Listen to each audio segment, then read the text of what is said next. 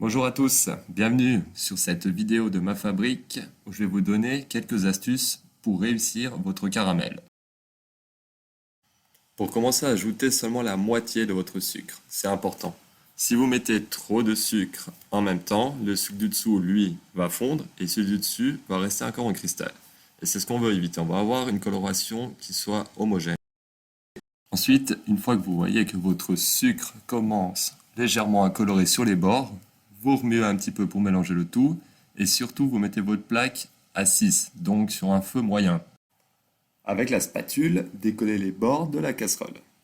Il faut absolument éviter de trop brasser votre caramel, que ce soit avec la spatule ou avec un fouet, car le risque est que votre caramel masse, ce qui veut dire qu'il recristallise. Et là, vous pouvez simplement le jeter.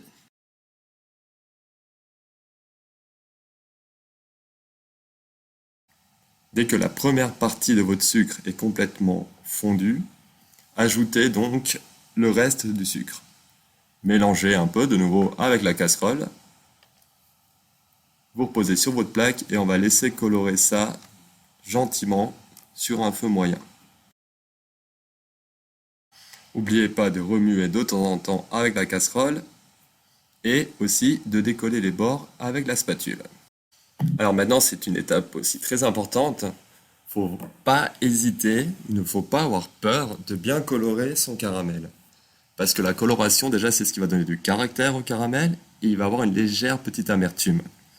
Ce qui est très important, c'est qu'une fois que le caramel commence à être bien foncé, baissez votre feu sur 5 pour que justement cette amertume soit agréable et soit pas trop prenante, pas comme un caramel brûlé.